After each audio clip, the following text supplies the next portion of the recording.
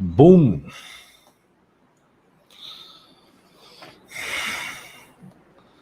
Blessings and much love to everyone.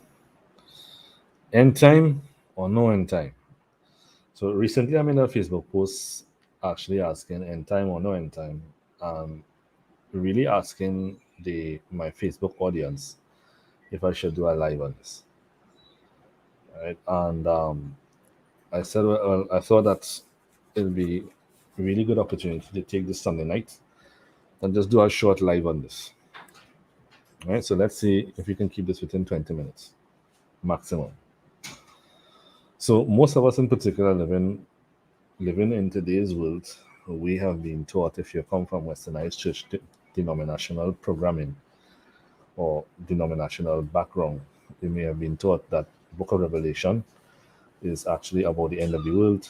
And so we have been taught, and I came from denominational Christianity. So if there's one person that understood the doctrine of futurist eschatology, as well as of both futurist eschatology as well as rapture, second coming of Jesus, tribulation, the full 9 yards. I was one of those persons that knew it well. Right? And if you have come from that, this is a doctrine because it is a doctrine. This is a doctrinal perspective that you are very familiar with. Right?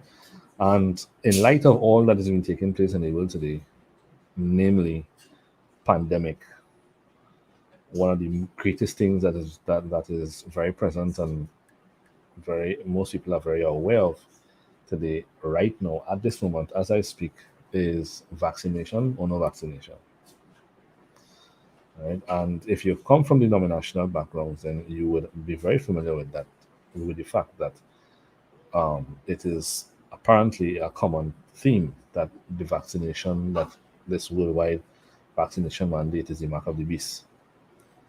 Now, if you want more information on the mark of the beast, most of us in particular have been taught a perspective of the mark of the beast that is not really that is not really has anything to do with scriptural interpretation. If you would like to get to know more of the mark of the beast, you can search Life Mindset Mentors or Facebook group, and we break that down for you. Now, so the question tonight is are we in the end times or are we not in the end times? Now, when it comes to the Bible timeline, it must be understood that when we actually take a look at Vaxism, yeah, right here, call it Vaxism. So, one of the things in particular that I think we need to address the elephant in the room, and the elephant in the room is the elephant in the room here is the Book of Revelation about the end of the world, and are we at the point of the end of the world? Now, in my previous denominational knowledge, back then, I would have leaned a little more than 50%, or about 75 to 80% to say that this is actually about the end of the world. We have to look for these signs. Jesus is coming soon, and you have to look for this rapture and make sure that you live right to escape in this rapture before the tribulation starts. Right? And post tribulation would be the coming of the end of the world through the second coming of Jesus Christ. Now, this in particular is something that has been very much inculcated in our modern day Christian culture, the traditional Christian thought, and this has been done without validation, without actually validating the scriptures, or without proper analysis or proper scrutiny of what we're reading and what we're using to assume that we're in the end times. Right? So the elephant, yes, that's the elephant in the room. The elephant in the room with Sister Monica. Blessings and much love to you. Shout out to my to my brother from another mother, Maurice George. Blessings and much love, and to everybody joining me that's viewing and haven't posted. Huge shout out to you. So the elephant in the room right now is the Book of Revelation about the end of the world. And are we in the book of Revelation? Now, in my Pentecostal knowledge, in my denominational knowledge, and I was predominantly Pentecostal before, we have been, shout out to Holy Brother Norman Pigeon, blessings and much love. Right? Where was I? Right. So we had been taught that this is about the end of the world. And when the International Institute of Pneumatology was launched, one of the objectives of the institute was really, amongst all of the undertakings of the institute, one of the necessary components to be able to fulfill the undertakings of the institute as we are fulfilling them is that we needed to find the correct context of the scriptures to be able to find spiritual dynamics. Right? And naturally, as we were approaching the scriptures to be able to get context, naturally, the book of Revelation, the end time perspective, had to have come under scrutiny. Now, this video here in particular is not in any form or fashion to discredit anybody's perspective or anybody's belief system. But what I can do here is present you with the objectivity of our research, which was specifically done to be able to identify spiritual dynamics in the scriptures. And to do that, we need to find the correct context of the scriptures through the lens of the ancient Hebrews, and then follow that context through the scriptures into the New Testament and straight to the book of Revelation. Now, with total respect for everybody's perspective on this, and I'm not trying to, this is not an attempt to teach anybody. I'm not trying to teach anybody anything here. But what I do have is the research from the Institute, the research that has been done over time, and with much reorientation of the westernized perspectives, we have been able to comfortably put the Bible.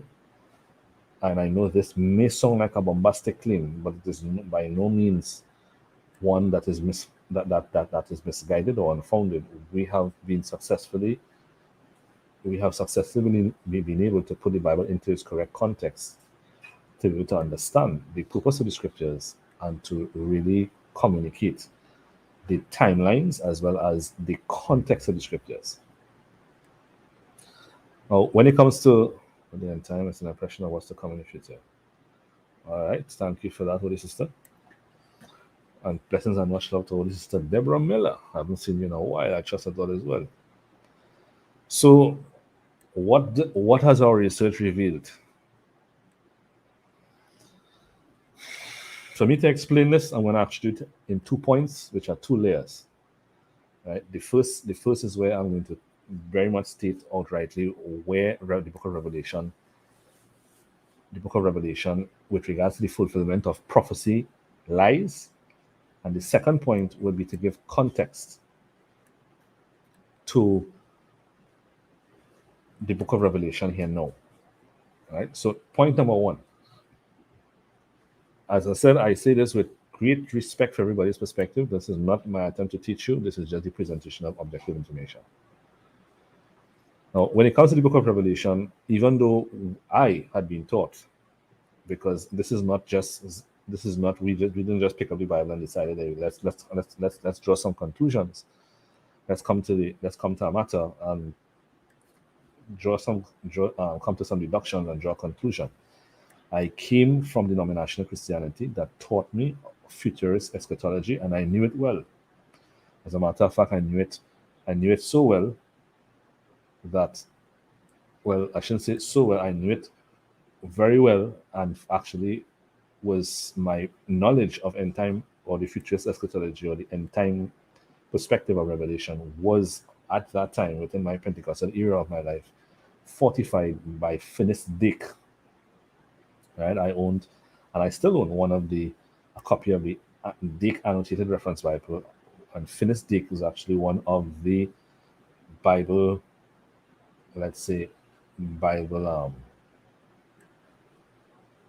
researchers and contributors to the futurist eschatology, and he has a very elaborate explanation of this futurist eschatology.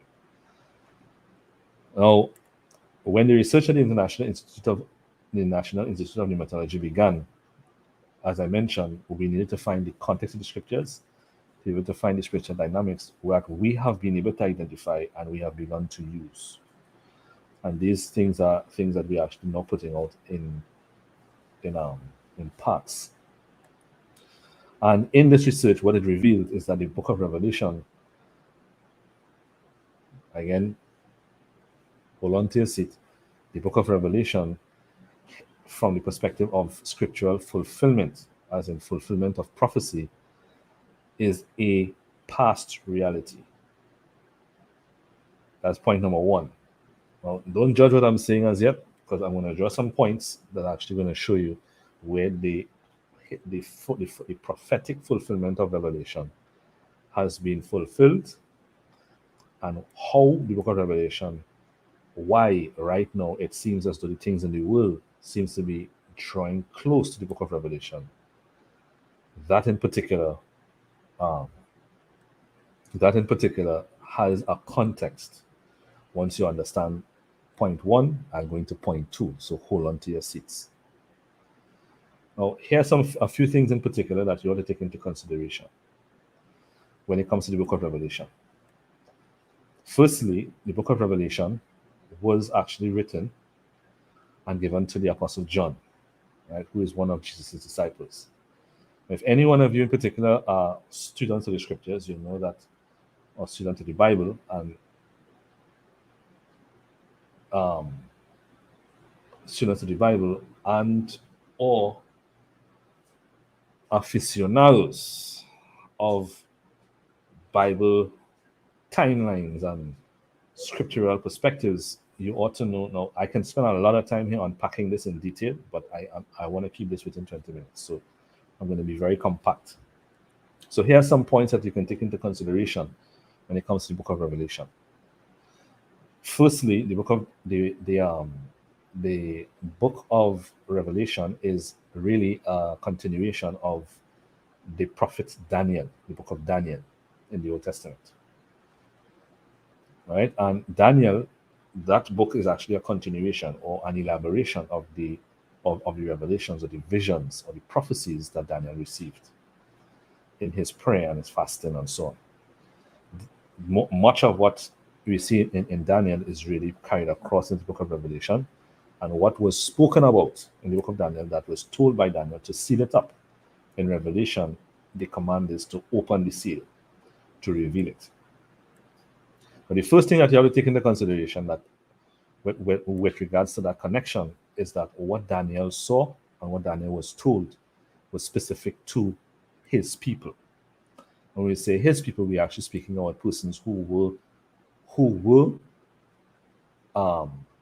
circumcised, which was actually have gone through the initiation rite to come into the law of Moses.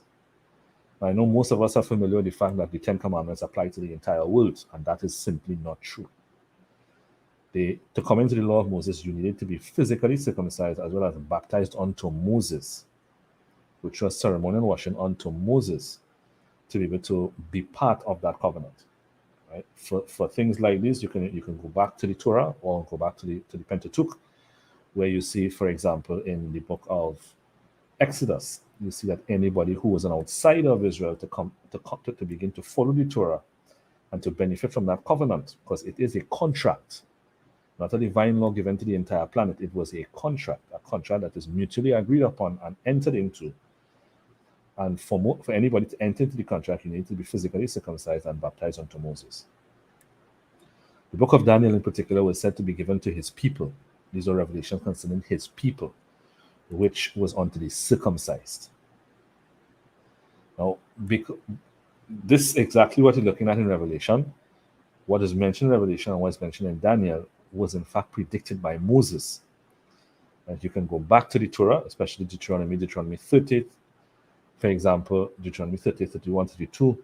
All of these chapters are prophecies of Moses concerning Israel, the nation of Israel, which none of us here in particular are circumcised into, the nation of Israel would stray from the contract. And in the stray from the contract, they would actually fall into destruction. And the contract in particular, if you have been following us and if you want more information on what I'm about to say here, you can join Life Mindset Mentors on Facebook and access videos that will give you more information on this. Right? Which is what I'm about to say here, is that the contract of Moses in particular was actually written to bring the nation of Israel into agreement, into a covenant with God. But this covenant had a lot more depth than we have been taught in the Westernized Church. The covenant that Moses wrote was really so the covenant that Moses wrote was not only to bring Israel into an agreement with God, but to bring Israel into the identity that man was already given, which was Yahweh Elohim. That's why I notice throughout the scriptures, the scriptures clearly say, if my people, referring to Israel, who are called by my name. Now, the first garden in particular that you're familiar with is the Garden of Eden, which is where you see Adam, and then Adam makes a decision. Adam finds himself outside of the garden. Within the garden, scripturally speaking, the man's name was Yahweh Elohim Adam. He had God's name, and when he made his decision, he fell from functioning from God's name and fell into his own name, which is where the title Adam became a name. Right? Adam here is actually a word in the scriptures that meant dust, which means he fell from being God and became dust. Right? Now, when Moses established the tabernacle, when he received the law and he established the tabernacle, the purpose of this tabernacle was to create a physical model of the Garden of Eden, because the first garden proceeded out of the spirit of man. It proceeded out of man in the garden, and because man found himself outside of the garden, identifying himself with dust and no longer spirit, no longer God. God actually had Moses build a physical model of the garden, which was an interim model of the garden, until Jesus would come, die, and replace the spirit of God in man, so that the Garden of Eden would actually proceed from his spirit again. In this, in particular, is to come into that covenant, you needed to be physically circumcised, which had a significance, and a very strong significance, and then you needed to be baptized onto the let's say the model of the person who was the model of how you walk out that name, the original name from the garden, and that was Moses. You need to be baptized unto Moses, which is why when you read the New Testament, you see the Pharisees says that we are disciples of Moses. We were baptized unto Moses, and therefore everybody viewed Moses as the role model, the example of how you walk out God's name. Now, having said that, when Daniel received his revelation, Daniel particularly received the revelation and saw and was told that when Israel sinned, Daniel was an expansion of Moses' prophecy, and Daniel was shown that fire would proceed out of God and consume the garden, which is what is referred to by Jesus himself, as well as the revelation to John, as hell. This was fulfilled in 70 AD. Now you have hints of this in the scriptures. For example, in Matthew 24, where Jesus actually tells the disciples, you see this temple right here? Jesus was standing right next to the temple. He says, not one stone will be upon another, which means that the temple was going to be destroyed. If you look in Jerusalem today, there is no temple. That temple was destroyed in 70 AD, and the land had been left where the Islamic nation, so to speak, has actually built their mosque on the site, and there is no more temple present. Right? What Jesus preached was actually interconnected with Revelation. And so when we look at Revelation, what we see is that, number one, there's no more temple. Number two, Revelation was not written to the entire world. It was written as an elaboration of Daniel's visions, and therefore it was written to the circle of the circumcised. And the reason why this actually applies to the circle of the circumcised, because to be in sin to merit judgment, especially national judgment, you needed to be in the circle of the circumcised, and therefore you needed to be an Israelite circumcised unto the law to be able to break the contract so that you can fall under the category of condemnation or judgment. Right? When it comes to the outside world, those persons who were non-Israelites, not circumcised, the Apostle Paul makes it very clear that no uncircumcised person, in Ephesians chapter 2, check it for yourself, Ephesians chapter 2, verses 11 and 12, no uncircumcised person was actually included in the covenants of promise. No uncircumcised person were in the contract. And so Paul said that they were outside of they were out in the world without hope and without God. Even when you go to the book of Revelation, you realize that the churches, the 7 churches that is addressed by Yeshua in John's vision, you'll notice that we call it churches and they refer to it as churches, but when Yeshua is speaking, Yeshua is actually addressing them in their synagogues. Synagogues are unto Jews, the Jewish community. As well as the fact that if we even fast forward to the end of Revelation, you will notice that when John, last chapter, when John particularly sees the angel who's explaining these things to him, he actually begins to bow to the angel, and the angel tells him, do not bow to me, I am of your brethren, the prophets, which means the person that was speaking to him belonged to the circle of the circumcised. And this was actually spoken to the Apostle John, because John was a Jewish believer in Christ, of the circle of the circumcised. Right? And why is this important to even mention that John is from the circle of the circumcised? Because if you go back to Galatians chapter 1 and 2, you will notice that when Paul, who was the person who was given the mandate to take the gospel of Jesus to the uncircumcised community, which everybody watching me here is, I do not know if I have Jews in my audience, but everybody here belongs to the uncircumcised community. Paul the apostle was the one given the mandate to take it to the uncircumcised community.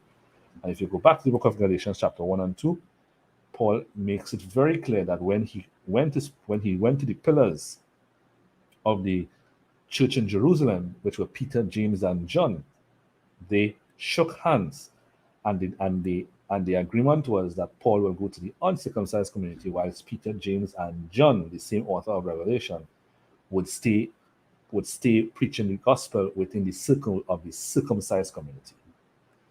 John gets a revelation, and John, within that agreement, stays within the circle of the circumcised. Therefore, number one, well, under category number 1, A, the book of Revelation is not concerning you and I. B, it was fulfilled in 70 AD. The temple was burnt to a cinder in 70 AD. And just as Jesus said that they will burn in hell, go on, if you do some research, you'll notice that the translation of hell is actually specifically the Valley of Hinnom.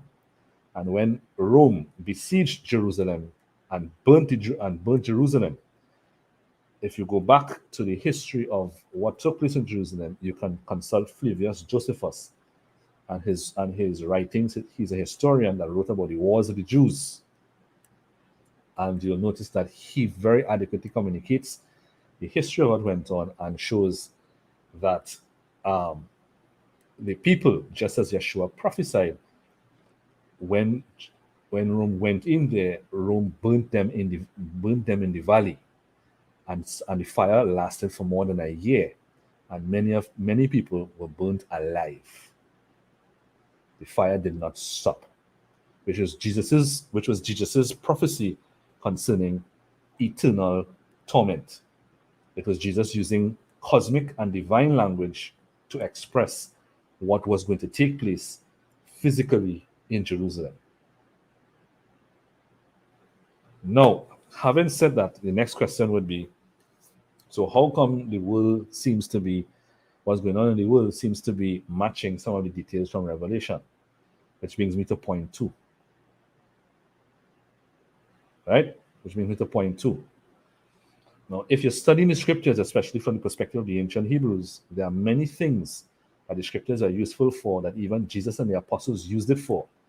That what I'm about to say here is going to sound new to most of us, but I assure you that it is what Jesus understood, the apostles understood, and biblical authors understood. Now, if you've heard me speak before, you'll know that in the context of the scriptures, there is two lineages of thought in scriptures. Because man was breath and dust come together as one, when man was in the garden, he lived through the perspective of the breath, which is he understood all dynamics and all concepts based on the foundation of the breath of God. When man fell outside of the garden, he was no longer identifying with the breath. And so he found himself identifying with the dust, which is the physicality. And therefore, there is a dust perspective in the Bible, which is understanding concepts via the use of physicality and dust. Now, most of us in the Westernized community here have been taught the scriptures, no matter what Westernized, what religious denomination that you've come from the full spectrum of Eastern Orthodox, straight down to all Westernized denominations, from Catholic right back down to charismatic Christianity. You have been taught the Bible through the lens of the dust. I want you to sink that. I want that to sink in, because you may have gone to theology school, and I respect that. We at the Institute, we totally respect your theological training and your theological learning, but it does not take away from the fact that these two lineages of thought exist in the Bible, and only in the Bible the priests, the ancient Hebrew priests, prophets, Nazarites, Jesus, and the apostles understood the breath lineage of thought in the Bible. All of them speak from the breath lineage, which is why when you hear them speak, it seems very encoded. It seems like these guys don't make sense. It seems something out there, like you think that they have some kind of special revelation. But it's really a logic, dust logic and breath logic. Now, through the dust logic, what you see is stories. And what most of us are not taught in our Westernized community is that all of the Old Testament, most of the texts of the Old Testament were written by prophets. Right? Most of the Old Testament, like the historical books, what King James categorizes as the historical books, like Samuel, Kings, Chronicles, and so on, these books have been written by prophets, which means you're reading it like a story, but what you do not know is what is the prophet, what's the prophet's lens when he's writing that. And the prophet is reading it or writing it or communicating it through the lens of the dynamics of the breath or the dynamics of the spirit. I'm not going to get into all of that, but what I want to show you here is something very, very important for you to understand. In the context of the scriptures, through the lens of the breath, when we say breath, we're talking about mindset. We're talking about spirit, and we're talking about mindset. Now, apart from what we know the Bible to be to us, because we have treated the book as though it is a book of doctrine. And if anybody here who knows the Institute, you know outrightly that we do not approach the Bible as a book of doctrine, but a book of spiritual dynamics and spiritual physics, because we have identified the fundamental law of the principle of the breath. And so this is how we have been able to bring the Bible into its correct context. Now, in particular, through the lens of the breath, which is actually through the lens of mindset, there are two lineages in the Bible: dust lineage, breath lineage. What we know in the Bible is that man found himself outside the garden, and man began to reproduce after his own kind. So there is reproduction of dust, or let's say fatherhood, right? Because God is Father, and it starts in the garden with Father and Son. So there are two reproductions, two contexts of fatherhood in the Bible. There's fatherhood by breath and fatherhood by dust.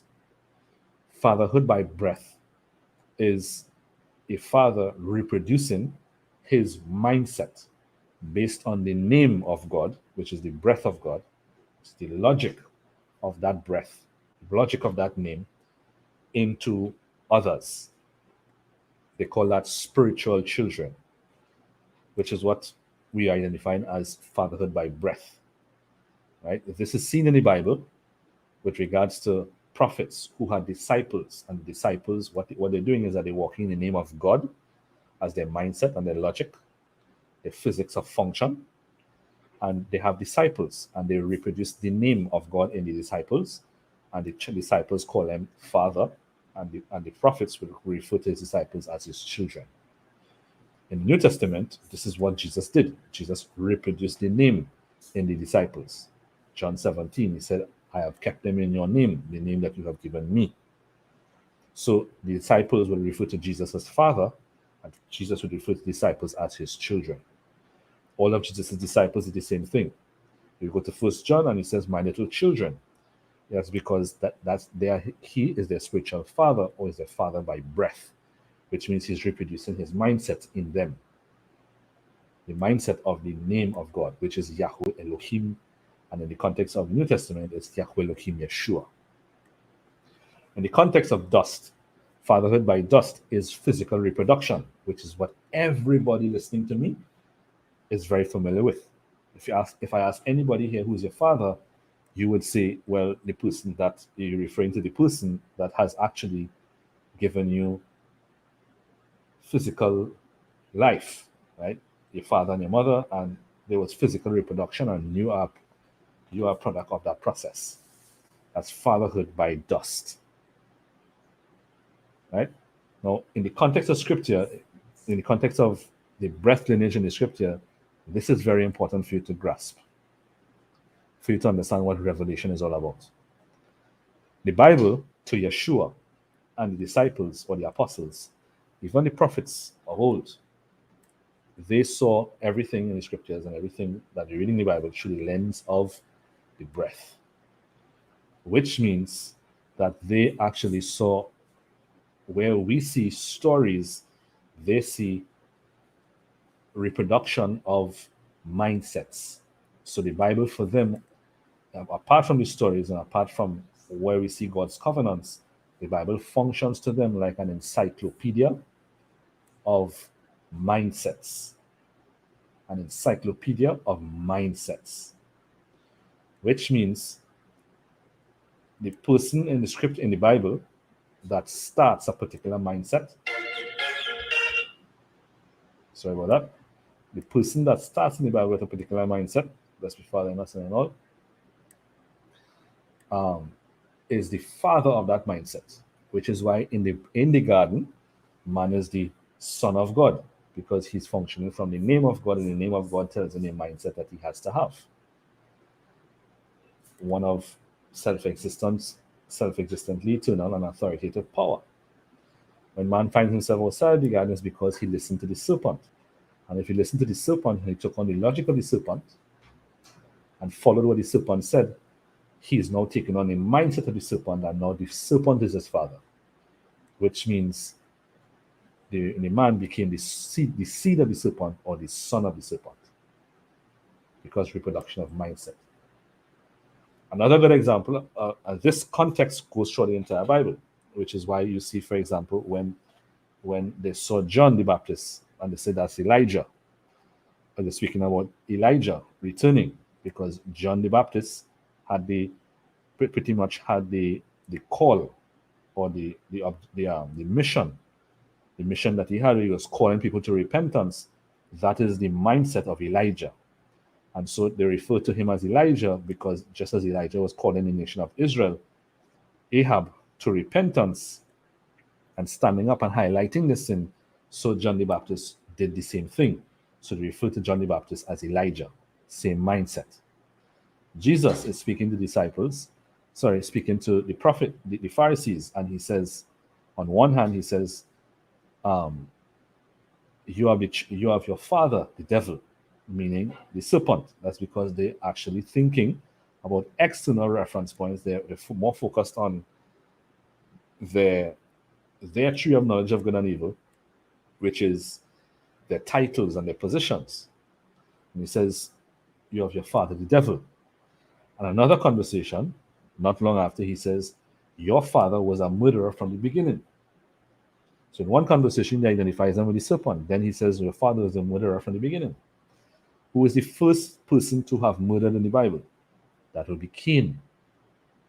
And so right there, he's really saying, when he heard that they wanted to kill him, he says, your father was a murderer from the beginning, referring to Cain. And Cain got his mindset from the serpent. The word Cain means to acquire or acquired, which is why you notice that Cain pursues. He goes to acquire. He gets that mindset from the serpent, where the serpent got both the male and female in the garden to pursue, to acquire wisdom via something outside of themselves. So Cain, when he refers to Cain here in particular, he refers to Cain, the mindset of Cain. Now, it's very important that you understand that Jesus was very good at identifying people's mindsets and who was the father of that mindset. And when we say fatherhood of breath means the originator of that mindset. Fatherhood by breath refers to the originator of that mindset. So Jesus speaks to the Pharisees and says, your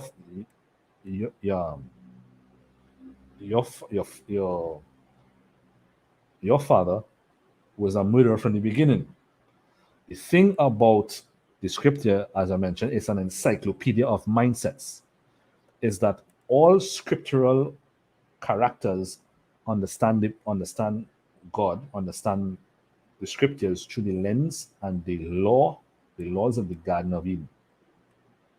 And one of the principal laws of the Garden of Eden is that everything reproduces after its own kind. I say this again. Everything reproduces after its own kind.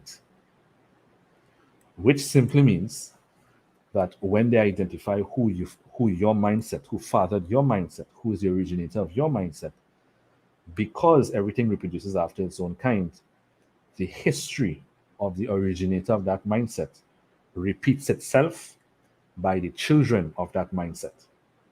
Which means if the Pharisees wanted to kill Jesus, and Cain was the first person that mindset originated from, the history of Cain would be repeated in the children of Cain, or those who take on his mindset.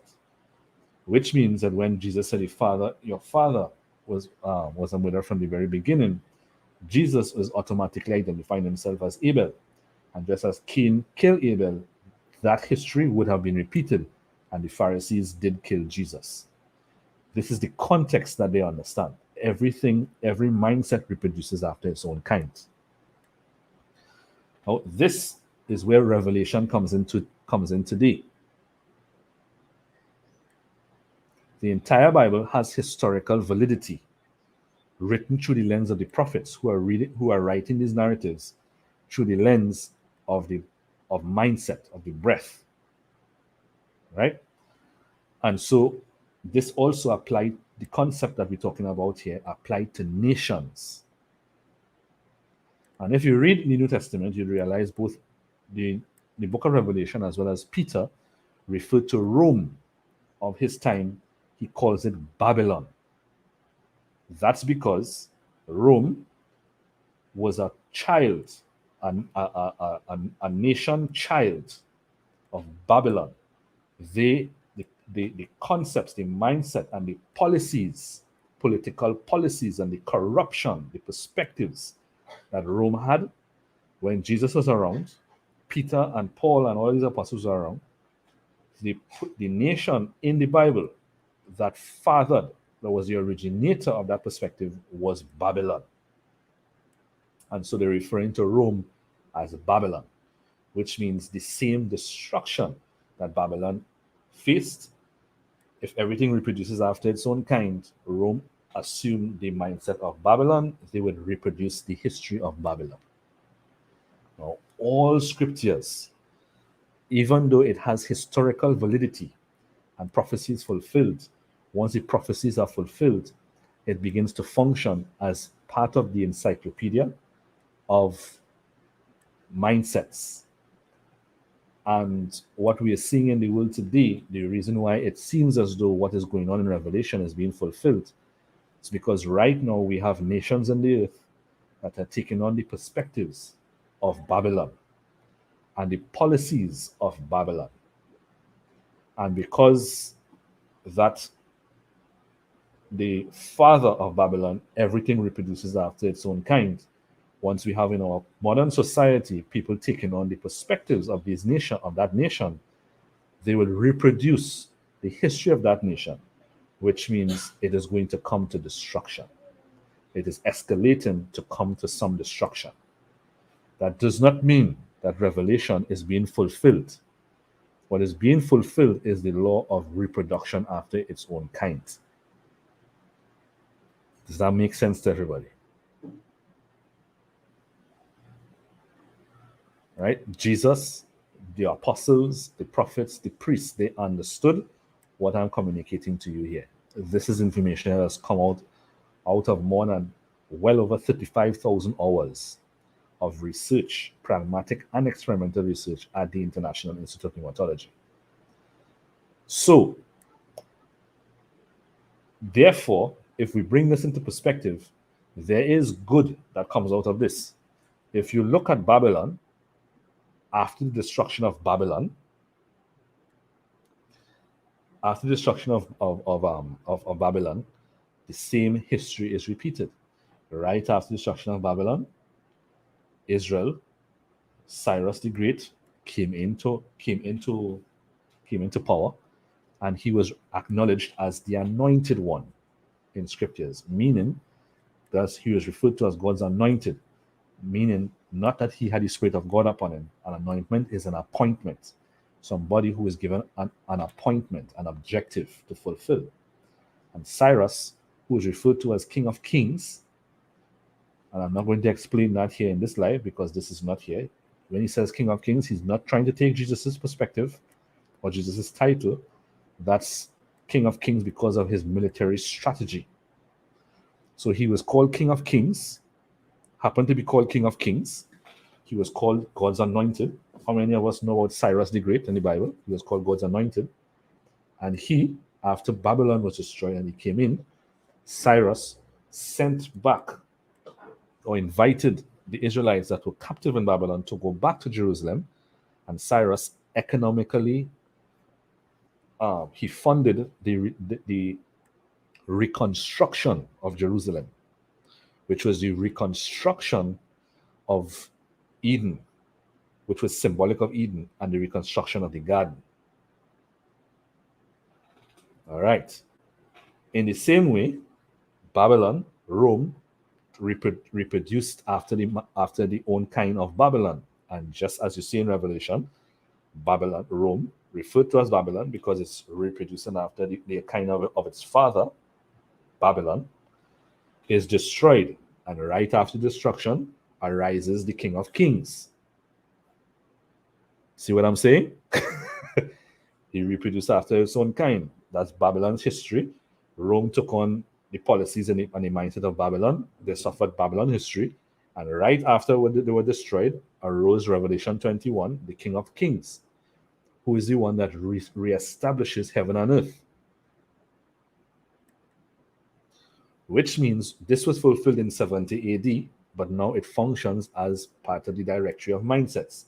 So the good news is, what it is actually showing that any nation that rises in the perspective of Rome, and which is Babylon, rises in the perspective of Babylon, these nations will face destruction.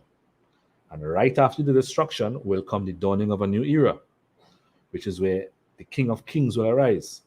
And for us, it actually means that there is coming to the end of an era, and the sons of God will arise, and they will issue in a rebuilding of civilization, and a rebuilding of civilization based on the principles of Yeshua. So there is no so I hope this makes sense to everybody.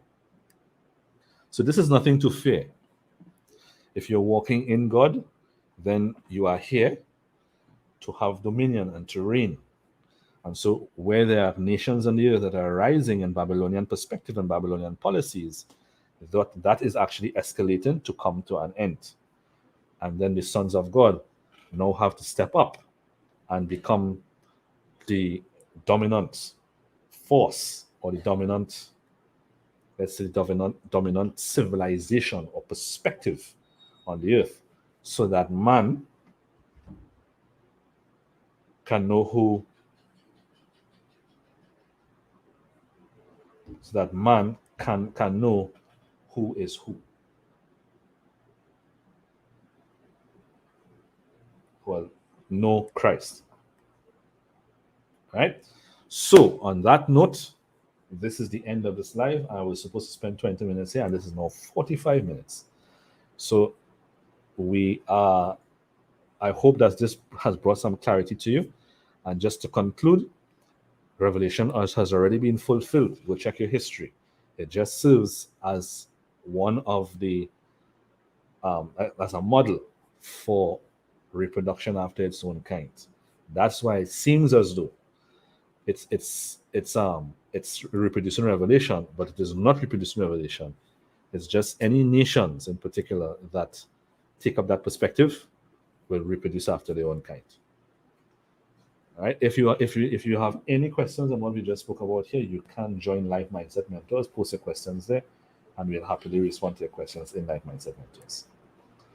On that note, I want to thank everybody who actually took the time to join me here. Elizabeth Ann, blessings and much love. Monica and Norman, blessings and much love.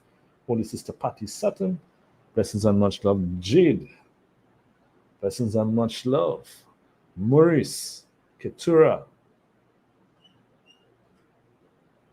boom. Context, context, and context. I am actually ending here now, and if we're actually about to start a healing room right now in Life Mindset Mentors. I'm 15 minutes late, right, healing room, trying to get through the communication of this right here. If anybody who's listening to this would like to actually to be prayed over, if you are not well, you're not feeling sick, please feel free to come to Life Mindset Mentors and join the healing room, and we will pray over you. Boom, blessings and much love.